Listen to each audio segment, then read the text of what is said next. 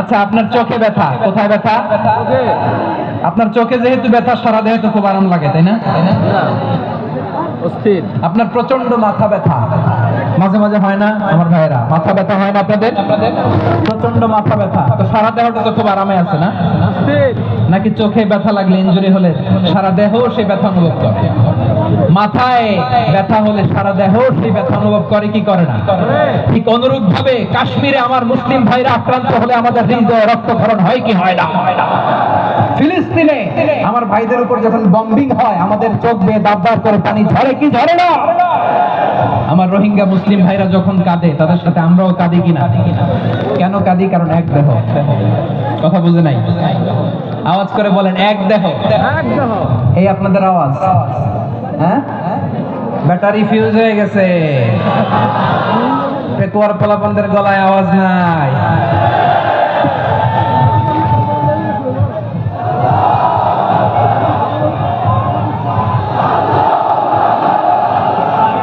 Battery charge হচ্ছে।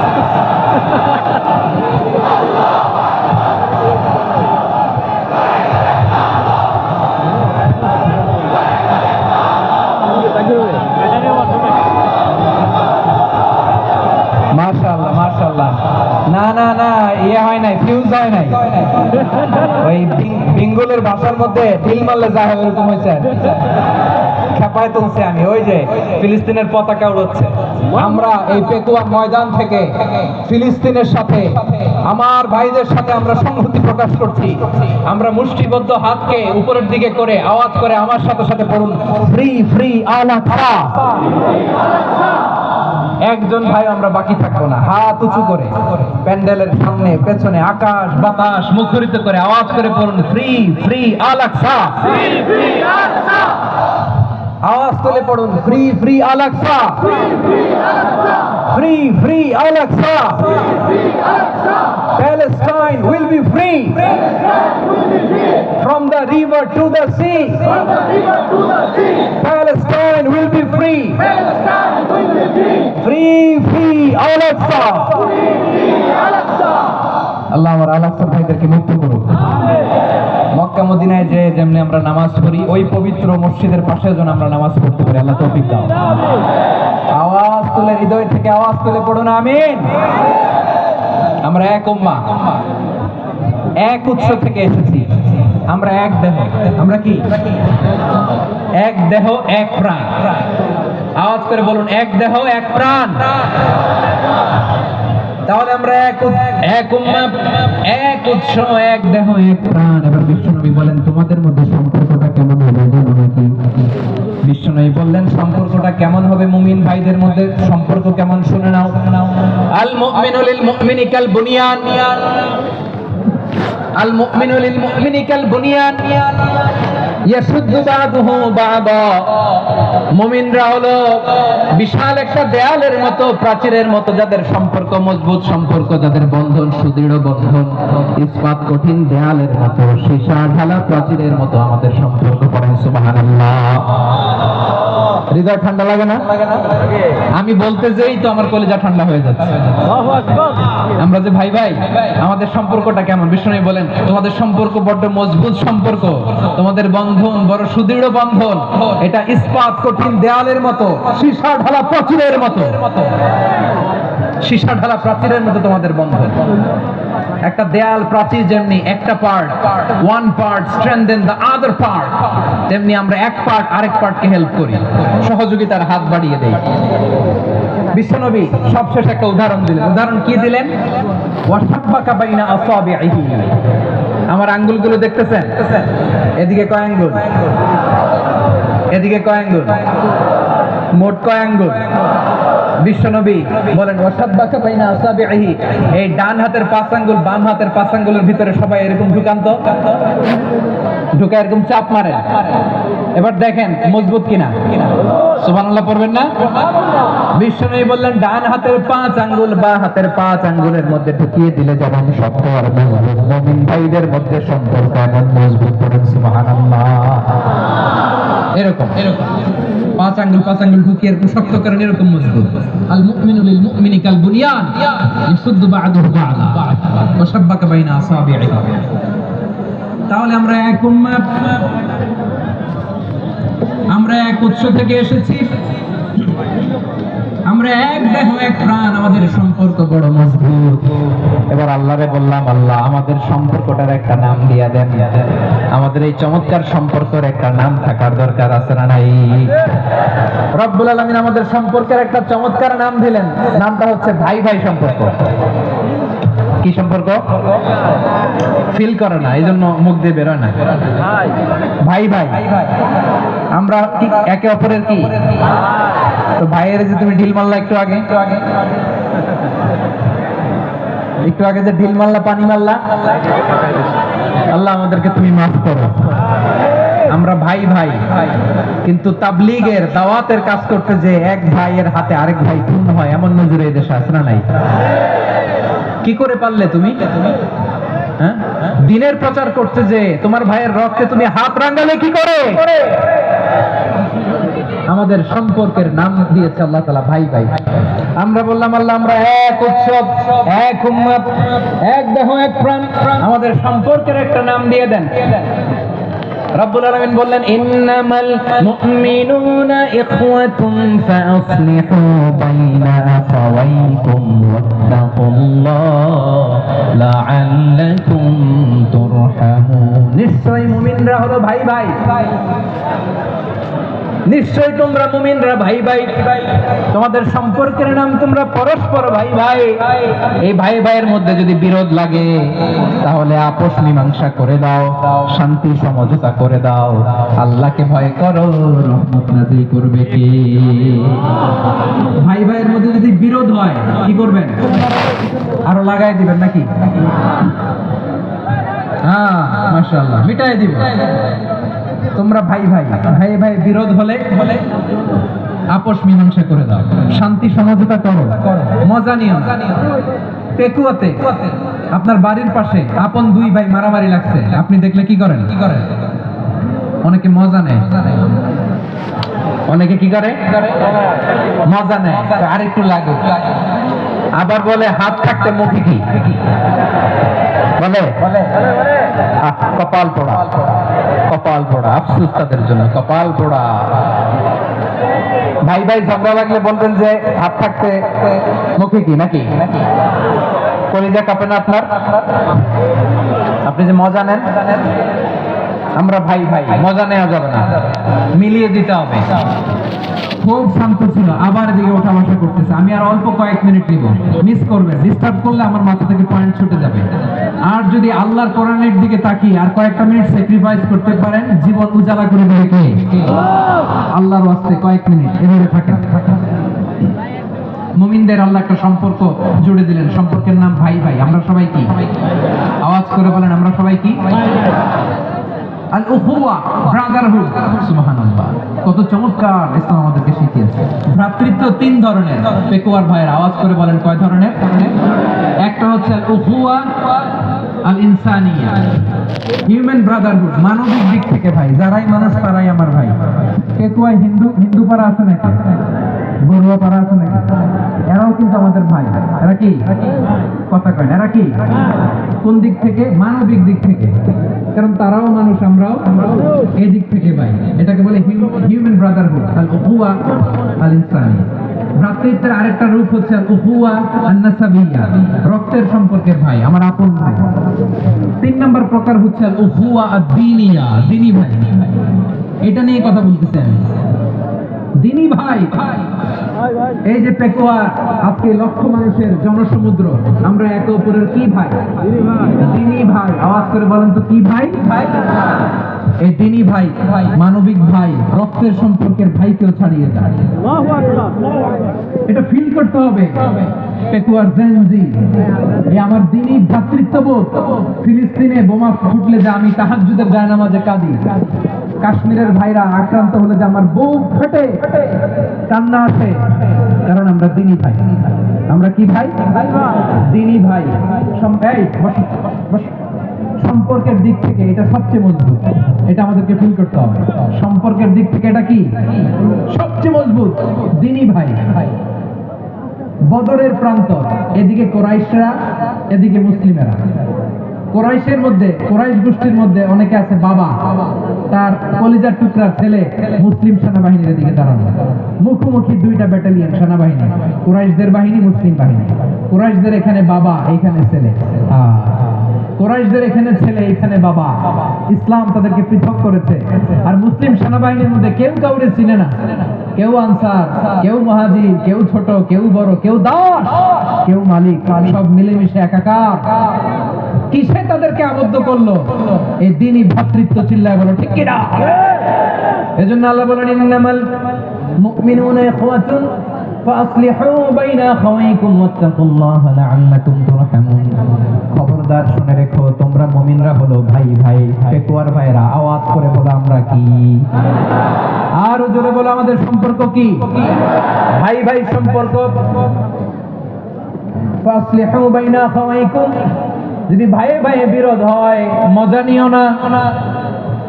মুখ থাকতে, হাত থাকতে মুখে কি এমন মন্তব্য করো না, আর লাগিয়ে দিতে যেও না। মিলিয়ে দাও, শান্তি সমঝোতা করে দাও, কারণ তোমরা সবাই হলে দিনী ভাই। আমরা কি?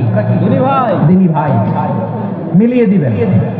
আমার পেকুয়ার ভাইরা, দুইজন ঝগড়া লাগলে মিলিয়ে দিলে যে কত সওয়াব, এটা আমরা অনেকে জানি না। দুইজন ঝগড়া লাগছে, আচ্ছা আপনাদের কোথাও এলাকায় আগুন লাগলে আপনারা কি ঢালেন? পানি। অনেকে ওই জায়গায় তেল ঢালে। এরকম ডাকাইতেছে না? নাই। আগুন নিভানোর জন্য ঢালতে হবে কি? পানি। একদল এখানে কি ঢালে? আল্লাহ তাআলা এরকম মাইন্ডসেটের, মানসিকতার হওয়া থেকে আমাদেরকে তুমি বাঁচাও। ঝগড়া লাগলে মিলিয়ে দিবেন। কি করবেন? তিন জায়গায় প্রয়োজনে মিথ্যা বলা যায়। কয় জায়গায়? মিথ্যা বলতে তাওরিয়া, মানে কথা একটু ঘুরিয়ে বলবেন। এক নাম্বার, আপনার ওয়াইফকে খুশি করার জন্য। সে একটু এরকম না বলে একটু কৌশল করে বললে খুশি হবে, ওটা বলা যায়। দুই নাম্বার, জীবন মরণের ব্যাপার, জান বাঁচানোর জন্য একটু কৌশল করে ঘুরিয়ে বললেন, এটা জায়েজ। তিন নাম্বার, দুইজন ঝগড়া লাগছে, তাদেরকে মিলিয়ে দেওয়ার জন্য কৌশল করে একটু মিথ্যা বলা, ঘুরিয়ে বলা যায়। দুইজনের মধ্যে দেখলেন যে সম্পর্ক খারাপ, একজনরে বললেন, ভাই সে তো ওই দিন আপনার ব্যাপারে অনেক প্রশংসা। কি আমার ব্যাপারে প্রশংসা? তার সাথে তো আমার মারাত্মক সম্পর্ক। কি বললো? এই বললো আপনি নাকি এই করছেন, ওই করছেন, অনেক প্রশংসা। লোকটার মন খুশি হয়ে যাবে তার ব্যাপারে, ঠিক কিনা? আবার তার সাথে যার ঝগড়া, ওরে যে বলেন, ভাই ওই দিন তো সে আপনার অনেক অ্যাপ্রিসিয়েশন করলো, অনেক। সে তো অবাক, কি বলে কি আমার। এই যে দুইজনের ব্যাপারে দুইজনের একটু ভালো ভালো কথা বলে দিচ্ছেন, একদিন দেখবেন রাস্তা দিয়ে হাঁটার সময় একে অপরকে সালাম দিয়ে ফেলছে। আল্লাহু আকবার। সালাম দিয়ে বুকে জড়ায় ধরছে, আছে না নাই? আবার মেলমিশ হয়ে গেছে। এটা আমাদের স্বভাব হইলো, দুই প্রতিবেশী যদি একসাথে বসে একসাথে হাঁটে, দূর থেকে দেখলে আমাদের জ্বলে, আছে না নাই? ঘটনা কি? এই দুইটার মধ্যে এত মিল কেন? এই দুইটার মধ্যে গিরিঙ্গি লাগানো যায় কিভাবে? হ্যাঁ, এই বন্ধুত্ব, ফ্রেন্ডশিপ নষ্ট করা যায় কিভাবে? এরকম মানুষের কথা সবার না, আমাদের অনেকের মধ্যে আছে না নাই? আল্লাহর কাছে তওবা করেন, এই মানসিকতার যেন আমরা না হই, আমরা মিলিয়ে দিব। কানগুলো খরগোশের কানের মতো খাড়া করে শুনুন পেকুয়ার ভাইরা। বিশ্বনবী বলেন, আলা উখবিরুকুম বিআফদাল দারাজা, আলা উখবিরুকুম বিআফদাল মিন দারাজাতিস সিয়ামি ওয়াস সালাতি ওয়াস সাদাকা। হে আমার উম্মতেরা, নামাজ, রোজা, দান, দেখেন নামাজ, রোজা, দানের চেয়েও বড় কোন শ্রেষ্ঠ ইবাদতের কথা আমি কি তোমাদের বলবো না? সাহাবারা তো বলে কি, নামাজের চেয়ে বড় ইবাদত, রোজার চেয়ে বড়, দান করার চেয়ে বড় ইবাদত। সাহাবীরা বললেন, বালা ইয়া রাসূলুল্লাহ। নবী বলেন, বিশ্বনবী বললেন, নামাজের চেয়েও বড়, রোজার চেয়েও বড়, যাকাতের চেয়েও বড়, সাদাকার চেয়েও বড় একটা ইবাদত আছে, আমি কি তোমাদের বলবো না? সাহাবারা বললেন, ইয়া রাসূলুল্লাহ, বালা অবশ্যই বলবেন, সেটা কি? বিশ্বনবী বললেন, ইসলাহু যাতিল বাইন। দুইজন যখন ঝগড়া লেগেছে, তোমার দুই ভাই যখন ঝগড়া লেগেছে, এই দুইজনের মধ্যে বিরোধ মিটিয়ে মীমাংসা করে দেয়া হচ্ছে সবচেয়ে সেরা কাজ। দুইজন ঝগড়া লাগছে, ইসলাহু যাতিল বাইন, দুইজনের মধ্যে মিলিয়ে দেয়া, এটা নামাজ, রোজা, সাদাকার চেয়ে বেশি সওয়াব। সুবহানাল্লাহ। এত আস্তে, ওয়াত্তাকুল্লাহ ওয়া আসলিহু যাতা বাইনিকুম। সূরা আনফাল। আল্লাহ বলেন আল্লাহরে ভয় করো, ঝগড়া লাগলে মজা নিও না, ওয়াত্তাকুল্লাহ আল্লাহরে ভয় করো, ফাসলিহু যাতা বাইনিকুম, মিলিয়ে দিও। তাহলে আমরা মিলায়ে দিব, রাজি আছেন তো? তাহলে আমরা এক উম্মাহ, এক উৎস থেকে এসেছি, এক দেহ এক প্রাণ। আমাদের সম্পর্ক বড় মজবুত, শিশুরা প্রাচীরের মতো, কেউ টলাতে পারে না, কেউ ভাঙতে পারে না, ঠিক কি না? আবার আমাদের সম্পর্ক হলো ভাই ভাই। আমরা ঐক্যবদ্ধ থাকার জন্য দুনিয়ায় এসেছি। কেমন করে ঐক্যবদ্ধ থাকতে হয় দুনিয়াবাসীকে শেখানোর জন্য এসেছি। আল্লাহ বলেন, ও নবী, শুধু মুসলমানের মধ্যেই ঐক্য করলে হবে না, প্রয়োজনে ইহুদি নাসারাদের সাথে ঐক্য গড়ে তোলো। কথা শুনতেছেন? প্রয়োজনে আহলে কিতাবদের সাথে ঐক্যবদ্ধ হওয়ার আদেশ দিয়েছে কে? সবাই বলতে হবে, আওয়াজ করে বলেন আল্লাহ। আহলে কিতাব ইহুদি নাসারাদের সাথে প্রয়োজনে ঐক্যবদ্ধ হওয়ার ঘোষণা দিয়েছে কে? বিশ্বনবী মক্কা থেকে মদিনায় হিজরত করতে গেছেন, ওখানে ইহুদিদের সাথে কোয়ালিশন করেছেন। সুবহানাল্লাহ পড়বেন না? বনু কাইনুকা, বনু নদীর, বনু কুরাইজা, এই তিনটা দলের সাথে বিশ্বনবী কোয়ালিশন করেছেন একসাথে। কিন্তু তাদের বিশ্বাসঘাতকতার কারণেই তারা বহিষ্কৃত হয়েছে মদিনা থেকে। বিশ্বনবীর এখানে কোনো দোষ নাই, বিশ্বনবী ঐক্যবদ্ধ হতে চেয়েছেন। আল্লাহ তাআলা নবীরে বললেন, নবী তুমি তাদেরকে বলো, ও আহলে কিতাবের ভাইয়েরা, ইহুদি নাসারারা, এসো এসো এসো, আমরা এমন একটা বিশ্বাসের প্রশ্নে একত্রিত হই যে বিশ্বাস তোমাদের নবীরাও প্রচার করেছে, যে বিশ্বাস আমিও প্রচার করি, যে বিশ্বাসের কথা তোমাদের পবিত্র ধর্মগ্রন্থগুলোতে রয়েছে, আবার যে বিশ্বাসের কথা আমার কোরআনের মধ্যেও রয়েছে, আসলে ওই কথায় আমরা একত্রিত হই। সুবহানাল্লাহ। তাহলে ভিন্ন ধর্মী তাদের সাথে যখন আমরা ঐক্য করব, কিসের উপর ঐক্য?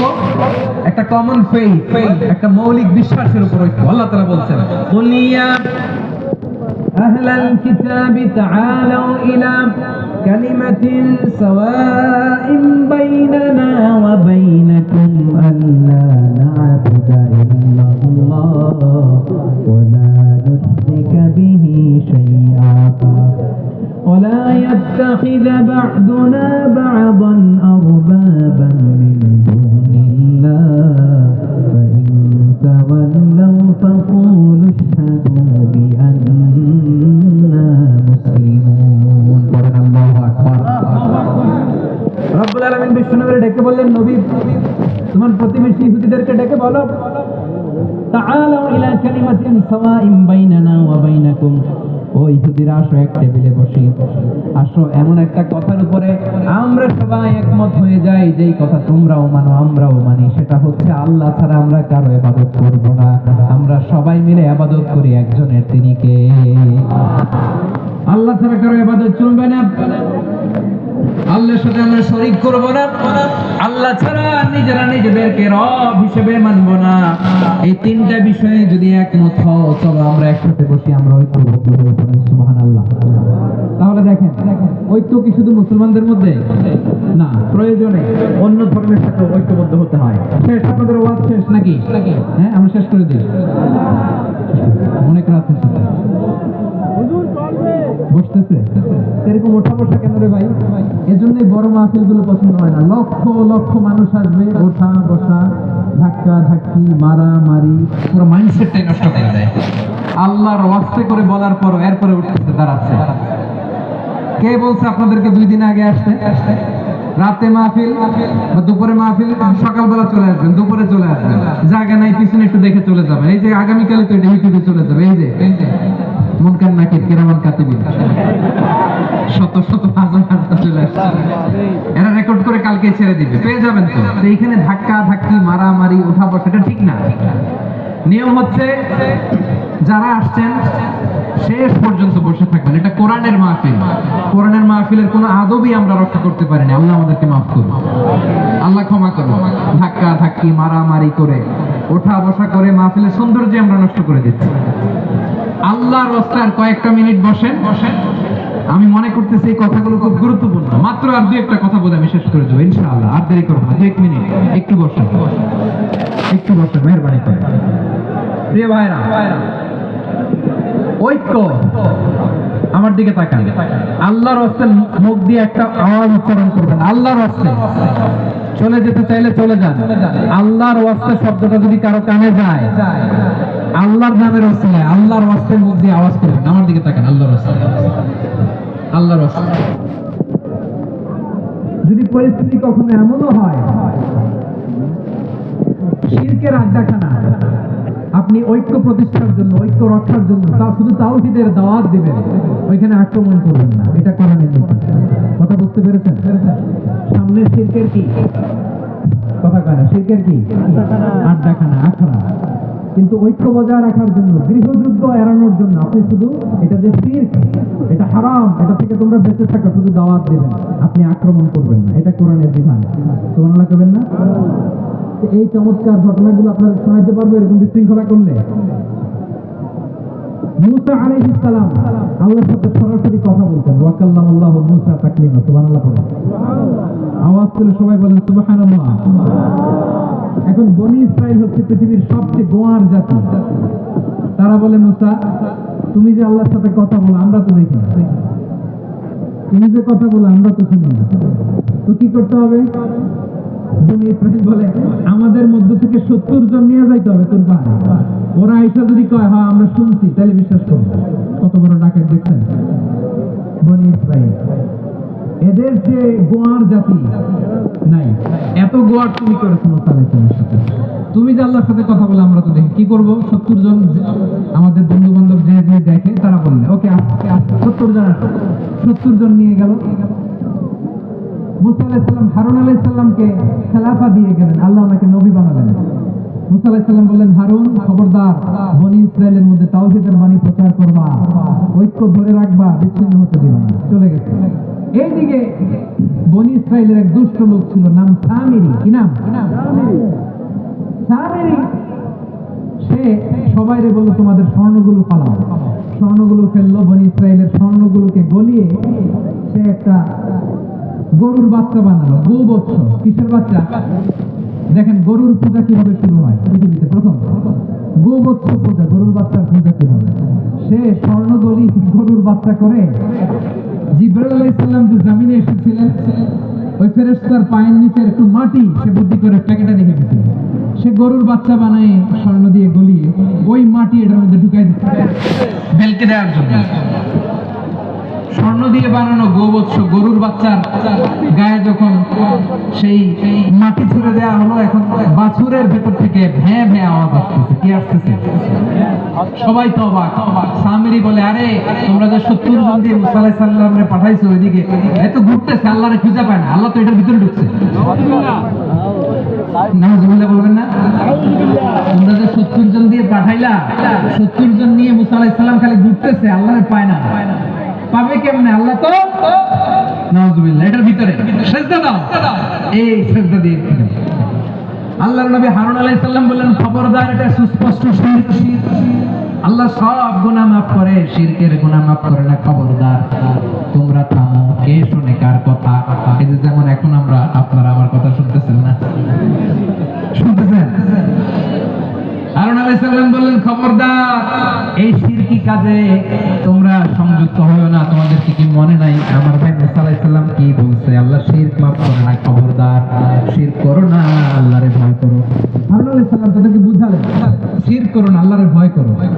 শুধু এতটুকুই তিনি বুঝালেন, দাওয়াতি কাজ পালন করলেন, কিন্তু প্রতিরোধ করেন নাই, সশস্ত্র সংগ্রামে লিপ্ত হন নাই, বাধা দেন নাই। কারণ গৃহযুদ্ধ বেঁধে যেতে পারে। উনি ভাবলেন, আমি যদি আমার বাহিনী নিয়ে দাওয়াত দেওয়ার সাথে সাথে প্রতিরোধ করি, আক্রমণ করি, ওরাও আমারে আক্রমণ করবে, ব্লাডশিট হবে, রক্তপাত।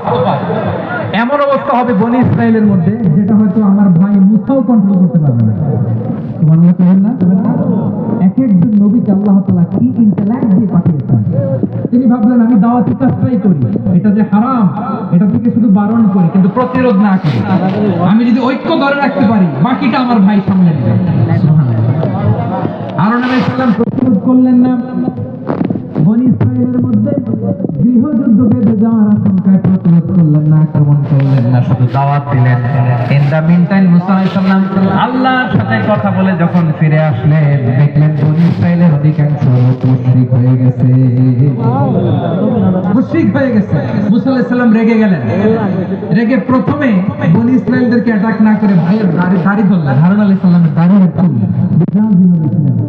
হারুন তুমি কি করলা, তোমার কি দায়িত্ব দিয়ে গেলাম, তুমি কি করলা, তুমি থাকতে বনি ইসরাইল কেমন করে শিরকের কাজে নিমজ্জিত হয়ে যায়। সাইয়েদনা হারুন আলাইহিস সালাম বললেন ইন্নী, কোরআন থেকে কোট করছি, ইন্নী خشيت أن تقول فرقت بين بني إسرائيل ولم ترقب قولي। আমার ভাই আমার দাড়ি ধরবেন না, আমার মারবেন না, আমি ভয় করেছি, আমি ভয় পেয়েছি, না জানি আপনি বলেন তুমি কেন خشيت أن تقول فرقت بين بني إسرائيل, আপনি এসে আমাকে যদি বলেন তুমি কেন ঐক্য ধরে রাখলে না, কেন মারামারি হলো, কেন রক্তপাত হলো, তোমার কি এই দায়িত্ব আমি দিয়ে দিয়েছিলাম, আমার কথার দিকে কি তুমি ভ্রুক্ষেপ করো নাই? আমি যে বলছি তাওহীদের বাণী প্রচার করবা আর ঐক্য ধরে রাখবা, আমার কথা কি শোনো নাই?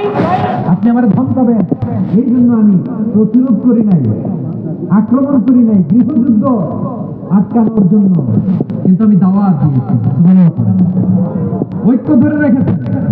মুসা আলাইহিস সালাম মুহূর্তেই স্বামীকে আক্রমণ করলেন, অ্যাটাক করলেন, শাস্তি দিলেন, মুহূর্তেই ওই গোবৎস গরুর বাছুরকে ভেঙে চুড়ে মেসাকার করে সাগরের মধ্যে ভাসিয়ে দিলেন। পুরো বনি ইসরায়েলকে আবার তাওহীদের উপর প্রতিষ্ঠিত করলেন। সুবহানাল্লাহ। এই ঘটনা থেকে শিক্ষা কি? শিক্ষা হচ্ছে আপনি শিরকের আড্ডাখানা দেখলেও বৃহৎ স্বার্থে তাওহীদের দাওয়াত দিবেন, প্রয়োজনে আপনি ঐক্য নষ্ট করবেন না। সুবহানাল্লাহ বলবেন না? তাহলে ঐক্যের গুরুত্ব বেশি না কম? বলেন আওয়াজ করে বলেন। ওয়াতাসিমু বিহাবলিল্লাহি জামিআ, আল্লাহর রশিকে আঁকড়ে ধরো। ওয়ালা তাফাররাকু, তোমরা বিচ্ছিন্ন হয়ো না। পেকুয়ার ভাইয়েরা আওয়াজ করে বলেন তো আদেশটা কার? এখন বলেন আমাদের ঐক্যবদ্ধ জীবনের দরকার আছে না নাই? এই যে ডক্টর মোহাম্মদ ইউনূস আমাদের লিডার, উনি যে আমাদেরকে জাতীয় ঐক্যের আহ্বান জানিয়েছে, ওনার আহ্বানে আমাদের সাড়া দেওয়ার দরকার আছে না নাই? রাজনীতিবিদদের যে ডাকছে খুশি লাগে না আপনার? আলেমদের ডাকছে খুশি লাগে নাই? আলহামদুলিল্লাহ বলবেন না? আলহামদুলিল্লাহ, সবাইকে ডেকেছে, ঐক্যবদ্ধ করেছে। আমরা ঐক্যবদ্ধ থাকতে চাই, আমরা ঐক্যবদ্ধ জীবন চাই, আমরা আর কাদা ছড়াছড়ি করতে চাই না। রাজি আছেন সবাই? এখন আমরা যদি ঐক্য নষ্ট করি আমাদের কি কি সমস্যা, কি ক্ষতি, কি কুফল? অনৈক্যের কুফল কি? কয়েকটা কুফলের কথা বলে শেষ করবো। প্রিয় ভাইরা, what are the drawbacks and disadvantages of division, social and political division in the society? Disunity. আমরা যদি বিচ্ছিন্ন হই, একে অপরের যদি মারামারি করি, একজন যদি আরেকজনের কাফের ফতোয়া দেয়, আমাদের কি ক্ষতি? শুনবেন? কথা কয় না, শুনবেন? এক নাম্বার ক্ষতি হচ্ছে আমরা যদি বিচ্ছিন্ন হই, আমাদের শক্তি কমে যায়, আমাদের পাওয়ার আমরা হারাবো। আমাদের কি হারাবো? পাওয়ার। মনে রাখবেন, যখন আমি একা থাকি তখন আমি ব্যক্তি, যখন আমরা সবাই মিলি তখন আমরা শক্তি। এই শক্তি নিয়ে আমাদের সামনে এগিয়ে যাওয়ার দরকার আছে না নাই? তাহলে আমরা যদি নিজেরা বিরোধে লিপ্ত হই, আমাদের ক্ষমতা, পাওয়ার ছুটে যাবে। আমরা এই পাওয়ার হারাতে চাই না, ঠিক কিনা বলেন? রব্বুল আলামিন ঠিক তাই বললেন। রব্বুল আলামিন বললেন, খবরদার, ওয়াতিউল্লাহ ওয়া রাসূলাহু ওয়া লা তানাযাউ ফাতাফশালু ওয়া তাযহাবা রিহুকুম ওয়াসবিরু ইন্নাল্লাহা মা'আস সাবিরিন। আল্লাহর আনুগত্য করো, নবীর আনুগত্য করো, কিন্তু খবরদার নিজেরা বিরোধে লিপ্ত হয়ো না, নিজেরা মারামারি করো না, তাহলে তোমাদের শক্তি কমায় দিবে কে? ফাতাফশালু, তোমরা সাহস হারাবা, ওয়া তাযহাবা রিহুকুম, তোমাদের শক্তি কমে যাবে, পাওয়ার কমে যাবে। তাহলে আমরা যদি নিজেরা মারামারি করি, আমরা নিজেরা যদি বিচ্ছিন্নতায় লিপ্ত হই, আমরা যদি মতানৈক্য করি, তাহলে আমাদের শক্তি কমে যাবে, ঠিক কিনা?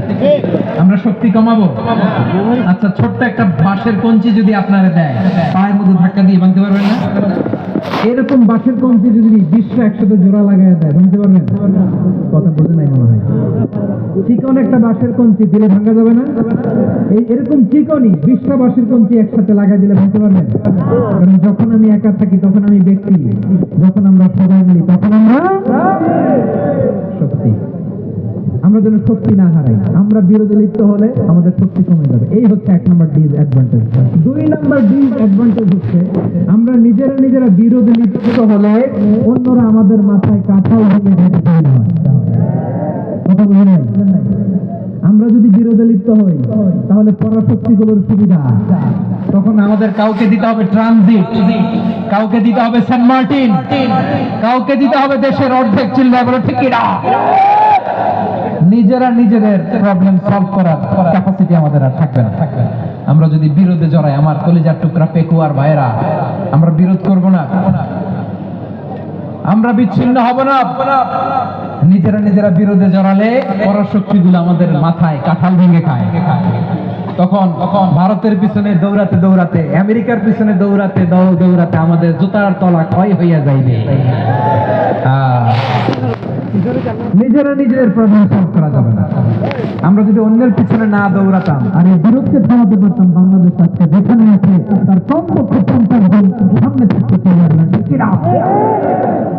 তাহলে 1 নাম্বার ক্ষতি হচ্ছে আমাদের পাওয়ার লেস হয়ে যায়, আমরা দুর্বল হই যদি আমরা বিরোধ করি। 2 নাম্বার হচ্ছে পরাশক্তিগুলোর সুবিধা নেই। 3 নাম্বার হচ্ছে আমাদের উন্নয়ন, দেশের উন্নতি, অগ্রগতি এটা স্থবির হয়ে যায়, এটা বাধাগ্রস্ত হয়। প্রিয় ভাই, ইউনিটি, ঐক্য হচ্ছে একটা দেশের উন্নয়নের মূল ভিত্তি। ঠিক, দুজন কাছে ঠিক। এদিকে এখন কয়েকজন কইছে ঠিক। ঐক্য হচ্ছে একটা দেশের, জাতীয় ঐক্য হচ্ছে কোন দেশের উন্নয়ন, অগ্রগতির মূল ভিত্তি, ঠিক না বলেন? ইউনিটি অফ এ কান্ট্রি, এটা হচ্ছে একটা সাস্টেইনেবল ডেভেলপমেন্ট। সোশ্যাল স্ট্যাবিলিটির জন্য এটা অনেক গুরুত্বপূর্ণ। এজন্য বিরোধের কোন স্থান আমরা দিব না, আমরা ঐক্যবদ্ধ থাকবো ইনশাআল্লাহ বলেন। আর কখনো কাউরে কাফের বলে গালি দিবেন, তুই জাহান্নামী বলবেন, ঝগড়া লাগলে লাগাই দিবেন, তাহলে কি করবেন? মিলাই দিব। আওয়াজ করে বলেন কি করবো? প্রিয় ভাইরা, এই বিরোধ গত 50 বছর তো আমরা দেখেছি, ধর্মীয় অঙ্গন বলেন, সামাজিক অঙ্গন বলেন, রাজনৈতিক অঙ্গন বলেন, এই বিরোধ আমাদেরকে শেষ করে দিয়েছে। এই 24-এর ছাত্র নাগরিক অভ্যুত্থানের পরেও যদি সেই বিরোধ আমাদেরকে খায়, তাহলে এতগুলো তাজা বেনজির রক্ত বৃথা যাবে। চিল্লায় বলো ঠিক কিনা? আমরা এই রক্তগুলো কি বৃথা দিতে চাই না, বৃথা যেতে দিতে চাই না। আমরা ঐক্যবদ্ধ থাকতে চাই। রাজি আছেন? আমরা আর কাদা ছড়াছড়ি করবো না। অনেক হয়েছে আন্না, এবার সামনে অনেক হয়েছে আন্না। প্রথমেই আমি এদেশের সম্মানিত আলেম সমাজকে বিনয়ের সাথে অনুরোধ করবো, আসুন আমরা ঐক্যবদ্ধ হই। আজকের এই পেকুয়ার ঐতিহাসিক তাফসীরুল কোরআনের প্রোগ্রাম থেকে আমি সম্মানিত আমার মাথার তাজ ওলামাদেরকে জাতীয় ঐক্যের আহ্বান জানাই।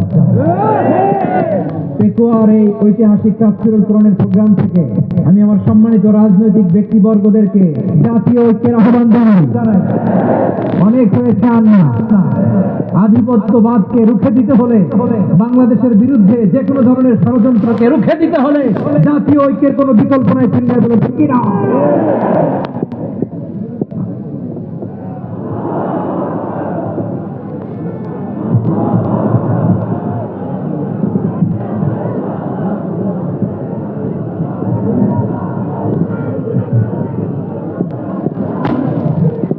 আমার প্রিয় ভাইয়েরা, আমার ভাইয়েরা, আর কাদা ছড়াছড়ি করবো না ইনশাআল্লাহ বলেন। আল্লাহুম্মা ফাশহাদ। আল্লাহ তুমি সাক্ষী থাকো, আল্লাহ তুমি তৌফিক দাও। আওয়াজ করে পড়েন আমিন। আর একে অন্যকে কাফির বলে গালি দিব না, ঠিক কিনা বলেন? রাজি আছেন? ধ্বংস করে দিয়েছি আমরা আমাদেরকে। আপনারা হালাকু খানের নাম শুনেছেন? মঙ্গল অধিপতি হালাকু খান বাগদাদের আমাদের বিশাল দারুল হিকমা লাইব্রেরিকে ধ্বংস করেছে। 10 লক্ষ মুসলমানদেরকে কচুকাটা করে গণহত্যা করেছে। জানেন, আমাদের সভ্যতা সূতিকাগারের কেন্দ্রবিন্দু ছিল বাগদাদ। ইরাকের বাগদাদে যেদিন সে রক্ত নিয়ে হোলি খেলা করে, রক্তের হোলি খেলা যেদিন হয়, ওই জন্য বাগদাদে বাহাত চলতেছিল। আমাদের বাহাত কি চলতেছিল? আপনাদের এলাকায় বাহাত আছে? এই প্রচলিত বাংলাদেশের যে বাহাস, এটার সাথে ইসলামের কোনো সম্পর্ক আছে?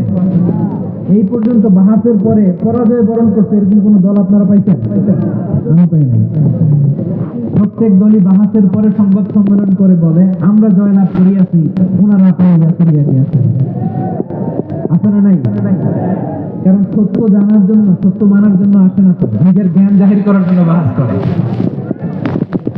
বিপক্ষ দলের আলেমকে ছোট করার জন্য বাহাস করে। এই বাহাসের স্থান ইসলামে নাই। কিনা এই সমস্ত বাহাসের দিন শেষ, ঐক্যবদ্ধ হয়ে ভাইরা। হালাকু খান দারুল হিকমত লাইব্রেরি জ্বালিয়ে পুড়িয়ে এই সব দামি দামি বইগুলো, আমাদের দামি দামি ঐতিহাসিক পুরাসি ক্লাসিক বইগুলোকে দজলা নদীতে ফেলেছে। পুরা দজলা নদী কালো হয়ে গিয়েছে। 10 লক্ষ মুসলমানকে গণহত্যা চালিয়ে এই রক্তের বন্যা যখন দজলা নদীর পানিতে মিশে গিয়েছে, দজলা নদীর পানি লাল হয়ে গিয়েছে। যেই দিন বাগদাদে গণহত্যা চলে, ওই দিনও বাগদাদে বাহাস চলতেছিল। কিসের বাহাস জানেন?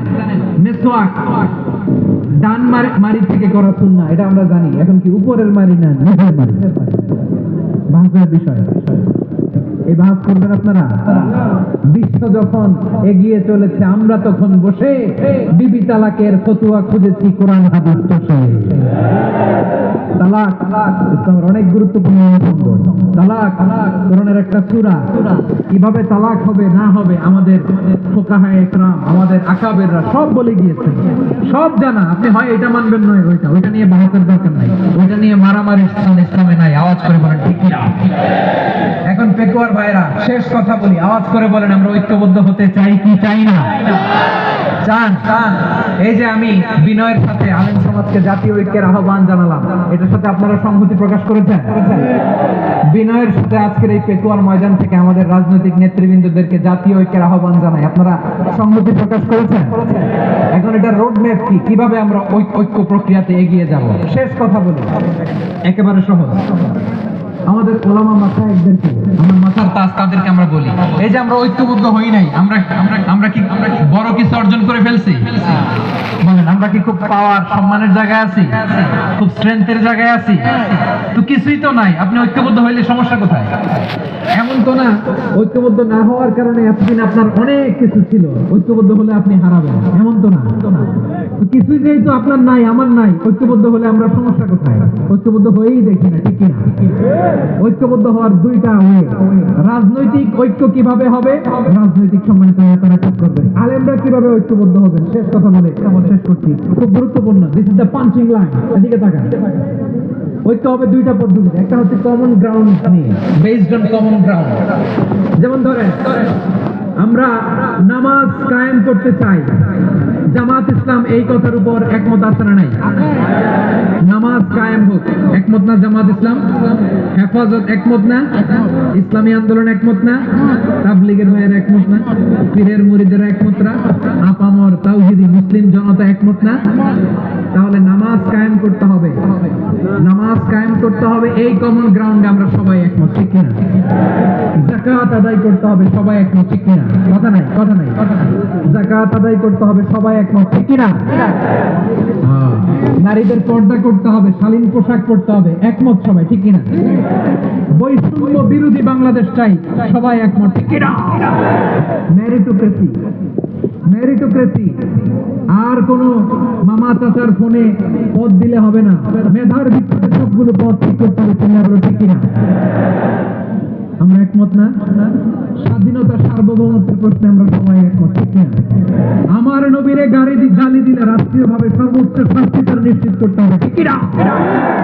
এরকম 10টা কমন গ্রাউন্ড আমাদেরকে, 1 2 3 4 5 10, এই 10টা কমন গ্রাউন্ডে আমরা সবাই এক। এই ইউটিউবার, এই যে ইউটিউবার, এদিকে তাকাও। 10টা কমন গ্রাউন্ডে আমরা সবাই এক। এই 10টা কমন গ্রাউন্ডকে সামনে রেখে বিশাল জনসমাবেশ করেন সোহরাওয়ার্দী ময়দানে, সবাই আসে। জামাত ইসলাম, হেফাজতে ইসলাম, ইসলামী আন্দোলন, পীরের মুরিদ, তাবলীগ, খেলাফত মজলিস, সবাই একসাথে হন।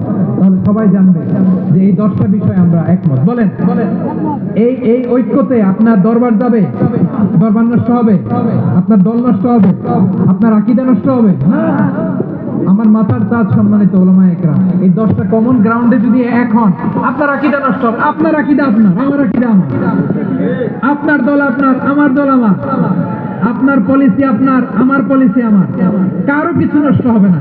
কিন্তু যে বিষয়ে আমরা সবাই একমত, এরকম 10টা মৌলিক পয়েন্টে আমরা একমত হতে চাই কি চাই না? একমত হন।